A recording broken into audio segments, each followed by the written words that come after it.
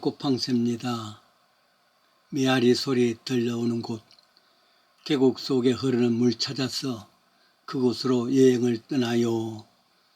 가수 조영필 씨의 노래 아니겠습니까? 그래요. 여행은 언제나 낭만이고 설레이는 마음입니다.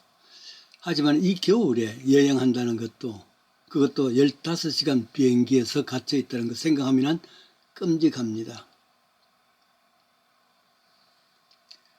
그래도 그럴 수밖에 없어서 한창 추위가 극성인 1월 중순 시카고에서 카를 타고 서울로 갔습니다. 8년 만에 외출입니다. 그동안에 보스턴 정도의 비행기는 한 번 갔다 왔다 할 왕복이 있어도 비행기 여행이 참으로 오랜만이었습니다. 무슨 낭만이라든지 이런 것보다는 의무로 하는 수 없이 가야 하게 된 것 같습니다. 차라리 지금쯤은 방콕, 방에 콕 박혀있는 여행이 최고 여행이고, 방카스 혹은 방에 바카스를 누리는 것이 좋죠. 호텔을 며칠 보내는 호캉스 더 나을 수 있는데 말이죠. 2017년에 고국 방문 이후에 8년 만입니다. 말하자면 8년 만의 외출이죠. 그때 여행의 반면교사가 되어서 이번에는 가방 하나에 나와 집사람 같이 쓸 몇 가지를 넣고 그 소지품은 간단하게 해서 그 전날 패킹도 하고 우체국에 연락해서 신문사에 연락해서 당분간 한 달 가까이 보내지 말 것을 주문하고 말이죠.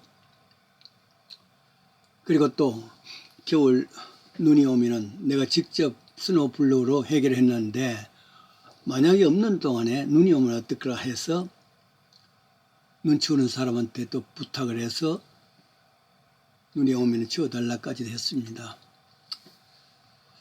오랜만에 비행기를 탑승하면서 비행기를 탈 때마다 정말 경이로운 질문은 이 거대한 동체가 어떻게 하늘을 알 수 있을까? 그것도 시속 900마일, 900km죠. 고도는 10,000km. 거기서 어떻게 이 많은 짐을 싣고 400명 가까운 승객들을 싣고 어떻게 비행할 수 있을까? 그래요. 깜빡했습니다. 왜냐하면 그동안 시카고 팡스가 잘 나오지 않은 이유는 3주 25일간 서울 방문 때문입니다. 앞으로 한 10번 정도는 이 서울 방문에 대한 이야기를 같이 나누려고 합니다. 딱딱한 팡세보다는 즐거운 여행 팡세가 되리라 믿습니다. 그래도 비행기가 말이죠. 타면은 보통 참 어려울 때가 많은데 오전 11시 20분에 오해를 출발해서 하늘을 나는데 그래도 아주 순하게 비행기를 트러블이 생긴다든지 바람이 날린다든지 이런 것 없이 거의 15시간에서 인천공항에 도착했습니다. 그 전날 기독교 서점에 가서 이천수 목사의 죽으면 죽으리라, 그리고 노벨 수상자 한강에 소년이 온다, 그리고 지식인들을 하고 3권의 책을 구입을 해서 갔습니다. 제가 어려운 것 중에 하나는 비행기를 타면 도무지 잠을 잘 수가 없기 때문에 몇 가지 서적을 구해서 이걸 넣고 가져갔었죠. 그래도 감사한 것은 15시간 동안 거의 흔들림 없이 여행을 할 수 있었다는 것하고, 또 이상한 것은요, 옛날에 비해서 거의 짐 검사를 하지 않았습니다. 왜 그런지 모르겠어요. 더더욱이나 나이 든 사람에게 보딩을 일찍 해달라 그러면은 보딩이 다른 사람 이전에 갈 수 있는 그런 편리함도 해 주었습니다. 인천공항에 드디어 도착을 했습니다. 현지 시간 하오 4시. 그래서 현지 시간으로 시계도 고쳤습니다. 공항에 내린 후에 처음 한 것은 제2 활주로에서 입구까지 오는데 거의 20분, 꽤 긴 시간입니다. 짐을 찾고 제일 먼저 한 것은 전화회사에서 핸드폰, 내가 갖고 있는 핸드폰에 칩을 바꾸는 일입니다. 이제부터는 이 핸드폰으로 미국을 전화하는 것이 아니라 한국에서 사용해야 하기 때문입니다. 현지에서 사용해야 하기 때문에 그렇게 칩을 바꾸는 겁니다. 9만 원 주니까 그걸 바꿔주죠. 아이가 인천공항에 픽업 온다 하길래 말렸습니다. 왜냐하면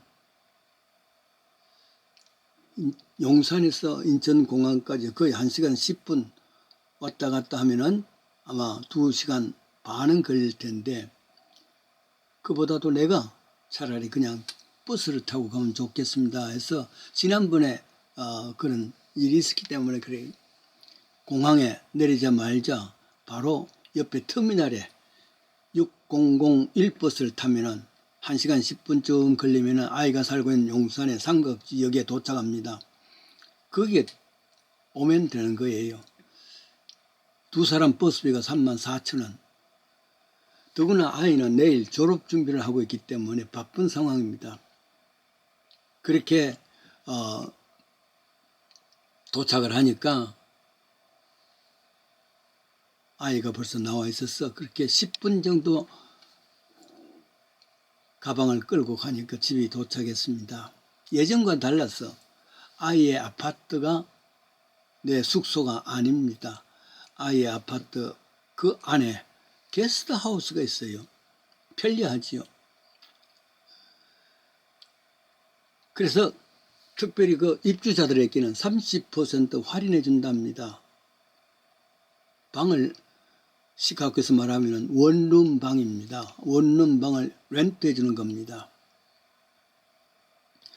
깨끗한 룸입니다. 아파트입니다. 물론 부엌도 완벽하고 있고 샤워실도 완벽하고 있고 화장실도 완벽합니다.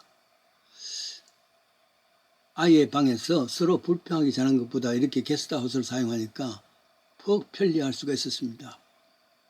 그리고 특별히 이 게스트하우스 리저브를 할 때는, 계약을 할 때는 아침밥도 같이 먹을 수 있어서 거기서 아침밥도 먹을 수 있었습니다. 부엌에는 온갖 가구들, 기구들, 접시라든지 뭐 숟가락 모든 것을 준비되어서 게스트하우스 안에서 얼마든지 또 식사도 해 먹을 수도 있습니다. 15시간씩 갖고 서울 사이는 녹록지가 않았습니다. 그렇다면 그러다가 그래도 시간이 지나니까 시카고 사람이 서울 사람 되었습니다. 인간은 여행하는 존재라. 결국 인간은 출생이라는 출발점에서부터 죽음이라는 마지막 종착역까지의 여행 인생 아니겠습니까? 물론 그 여행을 어떤 사람은 소풍 갔다 왔습니다 하고 즐겁게 했기도 있지만은 결코 녹록지 않는 인생의 여행길이었습니다. The life is a journey 했던가요? 여행을 살아가는 데 있어서 중요한 메타포라. 존재하기 위해서, 생존하기 위해서, 떨쳐버리기 위해서 여행한다. 프랑스의 소설가 폴 모랑의 말이었습니다. 세상에는 한 권의 책이고 여행하지 않는 사람은 단 한 페이지에 갇혀있는 사람이라. 성 어거스틴의 여행에 대한 이야기입니다. 8년 만에 이번 외출을 통해서 서예전은 여러 페이지를 읽으면서 내일을 준비하며 기대하였습니다. 설레는 가슴입니다. 앞으로 한 달여간 이곳에 있어야 되는 것이죠. 한자 가운데 출타 동시 이런 말 잘 모르시죠. 저도 잘 나중에 알았습니다. 책을 통해서 알았습니다. 출타 동시 무슨 말이냐면 병아리가 계란을 깨고 나올 때 이야기입니다. 어느 정도 이제 병아리의 모습이 됐을 때 병아리가 안에서 톡톡톡톡 부리로 그 벽을 치는 거죠. 그러면 어미닭이 밖에서 듣고 그 큰 불을 한번 꽉 쪼아주면은 이제 계란이 깨어지고 그 안에서 병아리 나온다. 동시에 안에서 톡톡 치고 밖에서 콕콕 찍어서 동시에 그 일을 통해서 출타 동시 병아리 나온다. 그런 말입니다. 오랫동안 8년 만에 한 번은 아이한테 갔다 와야 되겠다, 고국을 가야 되겠다 하는 것이 마음이 있었지만 여의치 않다가 또 우리 아이가 밖에서 이런 상황을 만들어서 갈 수 있는, 서울에 올 수 있는 그런 기회를 줬단 말이죠. 출타 동시라는 말이 어떤 면에서는 기도하는 마음 아니겠습니까? 내가 아무리 기도한다 하더라도 내 힘으로는 그 기도의 벽을 뚫지를 못해. 내가 기도할 때에 하나님께서 어미닭이 되어서 그 소리를 듣고 밖에서 톡톡 응답해 주실 때 기도의 역사는 일어나지 않습니까? 서울 방문이 마치 그런 마음으로 내 마음이 아무리 가고 싶다 할지라도 밖에 상황이 되어졌을 때 갈 수 있는 것이 이번 상황도 그러한 상황이었습니다. 앞으로 10번에 걸쳐서 이 전에 대한 이야기를 나누고자 합니다.